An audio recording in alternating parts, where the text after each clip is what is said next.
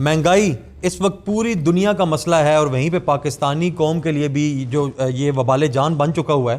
تو آج اس کے اوپر جو ہے وہ ہم دیکھیں گے کہ ہمارے دین میں اس کی اصلاح کس طرح کی گئی ہے اور ہم کس طرح اپنے دین کے مطابق اگر اس کے اوپر عمل کریں تو کس طرح انفلیشن سے بچ سکتے ہیں. تو آج میرے ساتھ موجود ہیں سید ذہن شاہ البرہانی اور یہ مذہبی اسکالر ہیں.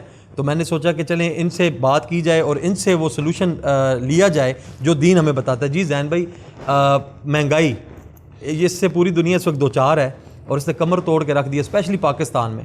تو کیا سمجھتے ہیں کہ یہ اس کی وجہ کیا ہو سکتی ہے اور وہ کون سے ایسے عمل ہیں جس کی وجہ سے مہنگائی جو ہے وہ اپنا رول زیادہ پلے کرتی ہے مارکیٹ میں؟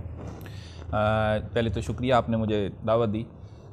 سب سے مین چیز جو دیکھنے والی ہوتی ہے نا، ہاں نبی علیہ الصلوۃ والسلام کے دور میں بھی تجارتی معاملات ہوا کرتے تھے نا. تو ہم نے اگر دین سے رہنمائی لینی ہے تو ہمیں دیکھنا پڑے گا کہ آقا علیہ الصلوۃ والسلام نے ہمیں بیع و شراء کے حوالے سے کیا معاملات سکھائے ہیں. اور اس دور میں تو یہ تھا کہ تاجر جو تھا جب تک وہ تمام کے تمام جو شرعی امور ہیں ان کو جان نہیں لیتا تھا تو اس کو مارکیٹ میں انٹری نہیں ہونے دیتے تھے. ابھی ہمارے پاس بے شمار تاجر موجود ہیں، ہر بندہ تجارت کرتا ہے اور آپ جانتے ہیں کہ رزق حلال کمانے والے کی کتنی فضیلت ہے. اور تاجر کے حوالے سے خصوصی ہے کہ وہ اگر ایماندار تاجر ہے، سچ بولنے والا تاجر ہے، تو وہ انبیاء اور صدیقین کے ساتھ ہوگا، مطلب اس کا اتنا بڑا رینک ہے. جب ہم ایک طرف یہ تمام چیزیں دیکھتے ہیں تو ہمیں یہ سمجھنا پڑے گا کہ کیا تاجر نے اسلامی کتب سے وہ تجارت کا باب پڑھا بھی ہے یا وہ ڈائریکٹ جمپ ہی نکالا ہے ہماری مارکیٹ کے اندر اور اس نے مارکیٹ کو آ کر اپنے انداز سے چلانا شروع کیا. کچھ اصول ہیں، میں صرف آپ کے سامنے دو بیان کروں گا، اس کے علاوہ انشاءاللہ اگر مزید پوڈ کاسٹنگ کی تو اس میں مزید بھی بات کریں گے. آج کے لیے دو چیزیں. نبی علیہ الصلوۃ والسلام نے ہمیں تجارت کے اصول سکھائے ہیں اور اس میں جہاں پر تاجر کو سچ بولنا، مال بیچتے ہوئے اگر مال میں کوئی عیب ہے اس کو پہلے سے بیان کرنا، یہ تمام چیزیں جہاں ہمیں سکھائی ہیں جو ایمانداری سے ریلیٹڈ ہے، وہاں پر ہمیں تجارت کے اصول سکھائے. آقا علیہ الصلوۃ والسلام کی حدیث مبارکہ بڑی واضح اور یہ حدیث مبارکہ ہمارے تمام صحیح ماخذوں میں موجود ہے، یعنی صحیح بخاری، صحیح مسلم، سنن نسائی کے الفاظ میں آپ کے سامنے رکھ رہا ہوں. اتنی واضح ہے کہ آپ کے لیے کیا عام بندے کے لیے سمجھنا بھی بہت آسان ہے. ٹھیک ہے. اور حضور نے ارشاد فرمایا، سیدنا ابو ہریرہ رضی اللہ عنہ فرماتے ہیں کہ نہا رسول اللہ صلی اللہ علیہ وآلہ وسلم عن التلقی. آقا علیہ الصلوۃ والسلام نے تلقی کا مطلب ہے ملاقات کرنا، یعنی اس چیز سے منع فرمایا ہے کہ کوئی تجارتی قافلہ اگر آپ کے شہر کے باہر سے آ رہا ہے، اب آپ اس جو ہے نا وہاں کے جو تجارتی معاملات ہیں ان کو ذہن میں رکھیں اور پھر آپ اس معاملات کو اس سینیریو میں دیکھیں. اگر کوئی باہر سے تجارتی قافلہ آ رہا ہے یا کوئی دیہاتی ہیں یا کوئی کچھ ایسے لوگ ہیں جن کے پاس مال اور وہ مارکیٹ میں آ رہے ہیں، تو آپ ایسا نہیں کر سکتے کہ ان کو مارکیٹ میں انٹری سے پہلے ان سے مال خرید لیں. ٹھیک ہے. اس کی وجہ کیا کہ اس سے مہنگائی بڑھے گی. اگر آپ پہلے مال خرید لیتے ہیں، یہاں پر میرا خیال ہے کہ شارپ تاجر اس کو کہتے ہیں جو پہلے مال خرید لیتا جا کے، ایگزیکٹلی، تاکہ جو آنے والے لوگ ہیں وہ بھی مسلمان ہیں اور ان کی بھی بھلائی اسلام چاہتا ہے. آپ ان کو مارکیٹ کے ریٹ کا علم ہی نہ ہونے دیں اور اس سے پہلے مال لے کر پھر اپنی مرضی کی مارکیٹ کا ریٹ جنریٹ کرے اور وہاں پر اپنی مرضی کا مال بیچے، کیونکہ آپ کا ہولڈ ہوگا نا تمام مال کے اوپر، آپ نے پہلے خرید لیا. حضور علیہ الصلوۃ والسلام نے اس سے منع فرمایا، یہ حرام قرار دیا. دوسری چیز، جو دو ہی چیزیں انشاءاللہ رکھوں گا سامنے. دوسرا اصول حضور علیہ الصلوۃ والسلام نے ارشاد فرمایا کہ جو مہاجر ہے وہ کسی دیہاتی کی چیز کو سیل نہیں کرے گا. کوئی مہاجر، اب ہوا یہ تھا کہ جو مہاجرین تھے وہ تجارت کرتے تھے، جو انصار تھے دیہاتی تھے وہ زمینداری کرتے تھے. تو ان کے پاس سبزیاں ہوتی تھیں یا فروٹس ہوتے تھے یا اس طرح کا جو دوسرا مال ہوتا تھا، کھجوریں ہوتی تھیں، یہ جب مارکیٹ میں لے کر آتے تھے تو جو تاجر ہے حضور نے اس کو روک دیا کہ ایسا نہ کرنا کہ تم دیہاتی سے مال پہلے لے لینا یا دیہاتی کے مال کو خرید کر اپنے پاس رکھ لینا، کیونکہ اس میں دو صورتیں ہو سکتی ہیں. یا تو آپ پہلے دیہاتی سے خرید لیں گے، دیہاتی کی مارکیٹ تک رسائی نہیں ہے، آپ اس سے اتنا سستا مال اٹھائیں گے کہ وہ بیچارہ بڑی مشکل سے، وہ کہتے ہیں نا ہینڈ ٹو ماؤتھ ہو کر اپنی لائف گزار رہا ہوگا، اور اس کے بعد آپ اتنا مہنگا کر کے وہ تاجر آگے بیچے گا کہ جو خریدنے والا ہے وہ بیچارہ بھی ہینڈ ٹو ماؤتھ ہوگا. بیچ کا سارا مارجن رکھے گا وہ تاجر خود، جس کی اپنی ذاتی کوئی محنت ہے ہی نہیں. ٹھیک ہے. تو ایک تو یہ طریقہ ہوگا. دوسرا طریقہ یہ ہوتا ہے، دوسرا معاملہ یہ ہوتا ہے کہ یہ جو لوگ ہوتے ہیں نا، جو بیچ کا بندہ ہے وہ مال خرید کے رکھ لیتا ہے پاس اور مارکیٹ کو اوپر جانے دیتا ہے اور پھر مرضی کا جب ریٹ آ جاتا ہے تو مال بیچتا ہے. کیونکہ دیہاتی کی یہ مجبوری ہے، اگر وہ خود مال مارکیٹ تک لے کر آئے گا نا تو اس نے جلدی بیچنا ہے کیونکہ اس نے واپس جانا ہے، اس کا یہ کام نہیں ہے. جبکہ جو تاجر ہے وہ ان سے مال خرید کر اپنے پاس سٹور کرتا ہے. ایسے ہی ہے. تو حضور علیہ الصلوۃ والسلام نے ان دونوں چیزوں سے منع کیا. اور میرا جہاں تک خیال ہے، باقی تو انشاءاللہ آپ بتائیں گے، کہ مہنگائی بڑھنے کے اندر یہ دو بہت بڑے عوامل ہو سکتے ہیں. بالکل ایسے ہی ہے. ذہن بھائی مجھے پھر یہاں سے ایک بات جو ہے وہ یاد آ رہی ہے کہ بلکہ یہ سمجھ لگ رہی ہے کہ کیا گوروں نے ہمارا دین ہم سے زیادہ پڑھ لیا ہے، کیونکہ وہ جو D2C کا کانسیپٹ ابھی لے کر آ رہے ہیں مارکیٹ میں کہ ڈائریکٹ ٹو کنزیومر، کہ ایک بندہ جو چیز جس کی ہے وہ خود مارکیٹ میں بیچ سکے. تو اس سے لیکن وہاں پہ دو رائے پائی جاتی ہیں. ایک رائے یہ پائی جاتی ہے کہ اگر ایک کسان اگر مارکیٹ تک ڈائریکٹ رسائی کرے گا تو اس میں 3 قسم کے ٹیئرز ہوتے ہیں, جیسے کہ ایک انویسٹر ہوتا ہے, پھر آپ کا ڈسٹریبیوٹر ہوتا ہے, پھر آپ کا ہول سیلر ہوتا ہے, پھر آگے آپ کا ریٹیلر اور پھر کنزیومر تک. تو یہ بھائی جو چین ہے اس میں ان کی جو رزق ہے اس کی بانٹ ختم ہو جائے گی. جبکہ میں تھوڑا سا میرا اس کے اوپر میں جو ہے اتفاق نہیں کرتا, متفق نہیں ہوتا, وہ یہ ہے کہ میرے خیال میں جب تک کسان کو اس کی اچھی اجرت نہیں ملے گی تو وہ انڈسٹری ہی گرو نہیں کرے گی. میرے سامنے ایک چیز ہے وہ میں رکھوں گا انشاءاللہ, آپ سے کوشش کروں گا کہ اس کے اوپر بھی تھوڑی سی روشنی ڈالے, کہ جیسے کہ ایک کسان کو اگر اس کی اجرت اچھی مل رہی ہے تو وہ اس انڈسٹری کے لیے اچھا ہے کہ اگر اس کو اس کے پیسے اچھے مل رہے ہیں تو وہ اس فصل کو مزید, آج اگر اسے 4 ایکڑ پہ کوئی چیز لگائی ہے وہ 8 ایکڑ پہ لگائے گا, وہ 10, اس کو پتہ ہے اس کا پروفٹ ڈبل ہو رہا ہے اس کو دن بدن, اور وہ ایک موٹیویشن بھی ہوتی ہے. لیکن یہاں پہ میرے خیال میں وہ اتنا اس کو ہینڈ ٹو ماؤتھ کر دیا گیا ہے کہ وہ کہتا ہے یار اتنی زمین کا مجھے کیا فائدہ کہ میرے جو جاب کرنے والے بندے ہیں ان کا لائف سٹائل مجھ سے اچھا ہے. تو وہ کہتا ہے کہ یہ ہاؤسنگ سوسائٹی کو بیچ دو اور چلو ایک اچھا لائف سٹائل اپنا لو. اور جو کہ میرے خیال میں ان فیوچر پاکستان کا سب سے بڑا ڈائلما ہی یہ رہا ہے, جس کی وجہ سے کیا ہوا ہے, ایگریکلچر بالکل آپ کا تباہ ہو گیا, سوسائٹیز آ گئیں, لیکن اس کی وجہ سے ریئل اسٹیٹ کا بھی آپ کو حال کا پتہ ہی ہے. تو اس کے اوپر مجھے کائنڈلی تھوڑا سا بتائیے, جو D2C کا کانسیپٹ ہے کیا یہ بالکل ٹھیک ہے, یا اس میں جو رائے یہ رکھتے ہیں کہ جس میں رزق مارا جائے گا لوگوں کا, تو اس میں کتنی سچائی ہے؟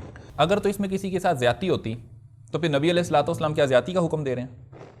زیادتی کسی کے ساتھ نہیں ہو رہی, بلکہ یہ تو 2 پارٹیاں ہیں جن کا اپنا آپس کا لین دین ہے, اس کا حق مارا جا رہا ہے. ٹھیک ہے نا, کسی ایک خاص حد تک دیکھا جا سکتا ہے, لیکن اب جس انداز سے یہ کام شروع ہے, یہ D2C کا آپ نے جو کنسیپٹ بتایا, اگر یورپ میں اور اس طرف سے یہ چیزیں آ رہی ہیں, تو میرا جہاں تک خیال ہے یا تو وہ دین اسلام کو پڑھا ہے, یا وہ ٹھوکریں کھا کر اس مقام تک خود پہنچے ہیں کہ اصل حل اسی طرح کی تجارت کے اندر موجود ہے. اور میرا خیال ہے کہ اگر ہم ٹھوکروں سے بچنا چاہتے ہیں تو ہمیں پہلے ہی اس نظام کو لے آنا چاہیے. رزق کم نہیں ہوگا, مہنگائی کم ہوگی تو رزق بڑھ جائے گا. حلال ذریعے سے جب رزق آتا ہے تو اس میں کمی نہیں ہوتی, اس میں برکت ہوتی ہے. ٹھیک ہے, آپ لوگ اپنا کر دیں گے. باقی میرا جو موجودہ جو لوگ بزنس کرنے والے ہیں, میں خصوصاً آپ سے ماشاء اللہ آپ کا اپنا اس میں نظر ہے, تو موجودہ دور کے اندر اگر آپ D2C کنسیپٹ لے کر آتے ہیں اور ایک تاجر کو اور ایک خریدنے والے کو اور ایک بنانے والے کو آپ جوڑنے کی کوشش کرتے ہیں, تو مطلب کتنی آپ کے پاس وہ پاسبلٹیز ہیں جن کو آپ کر سکتے ہیں, یا لوگوں کو کس حوالے سے آپ انکریج کرنا چاہیں گے, کس انڈسٹری کو انکریج کرنا چاہیں گے. کیونکہ میں نے یہ دیکھا ہے جب درمیان کا بندہ زیادہ ماہر ہو جاتا ہے نا, جیسے کہ تاجر ہے, درمیان کا کمیشن لینے والا ایجنٹ, اگر وہ مضبوط ہو جاتا ہے تو وہ پارٹی کیا کرتی ہے, اس کو اگر پاکستان میں کوئی مال مہنگا مل رہا ہے, جیسے کہ ہم نے پچھلے دنوں دیکھا کہ جیسے چنے کی فصل ہے, ہمارے یہاں پر ٹماٹر کی فصل ہے, ختم ہونا شروع ہوگی, انہوں نے دوسرے ملکوں سے منگوانا شروع کر دیا, وہاں سے سستا آ رہا تھا کیونکہ ان کی اچھی ہے, وہاں پر سہولیات اچھی ہیں. تو اس کے بعد جس طرح کہ آپ نے کہا کہ بالکل یہ انڈسٹری ختم ہوگی, تو پاکستانیوں نے اگانا چھوڑ دیا, کیونکہ بیچ کا بندہ جو تھا وہ کہیں اور سے مال اٹھا کر سستے ریٹ میں خریدار کو پیش کرنا شروع کر دیا, جبکہ وہی انڈسٹری اگر پاکستان میں ہوتی ممکن ہے تھوڑی مہنگی ہوتی, لیکن وہ گرو کر جاتی. صحیح بات ہے. اچھا, اس میں آپ کی بات کاٹ رہا ہوں, اس میں مجھے یہ بتائیں, ایک جو سلینگ ہے وہ بڑی استعمال ہوتی ہے کاروباری شخصیات میں, وہ کہتے ہیں محبت اور جنگ میں سب جائز ہے اور کاروبار میں بھی سب جائز ہے. تو کیا کاروبار میں سب جائز ہے؟ نہیں سر, حرام تو جائز نہیں ہے نا. نہیں, اس کو کس طرح ڈیفائن کیا جائے گا کہ کاروبار کے ایتھکس کیا ہونے چاہیے؟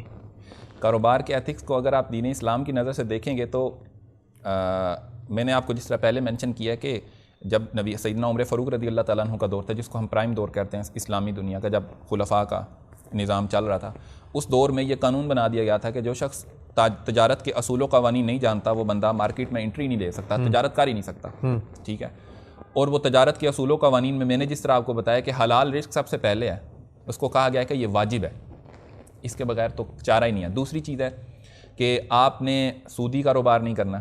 تھرڈ ہے کہ آپ نے مال کا عیب بتانا, یہ آپ کا شارپ سمجھا جاتا ہے. میرا بال بڑا گندا تھا, میرے مال میں عیب موجود تھا, میں پھر بھی ہائی ریٹ پر بیچ آیا ہوں اس کی, اور ہم کہتے ہیں بڑا تیز آدمی ہے, حالانکہ یہ تیز نہیں ہے, یہ تو دوسرے کا نقصان ہے. اسی طریقے سے سچا تاجر ہونا. اور پھر جو میں نے آپ کو اصول و قوانین بتائے ہیں, میں آپ کو 2 اور بھی بتاتا ہوں, حدیث مبارکہ میں ہے, صحیح حدیث میں. ایک اصول ہے کہ اپنے بھائی کی بیع کے اوپر بیع کرنا.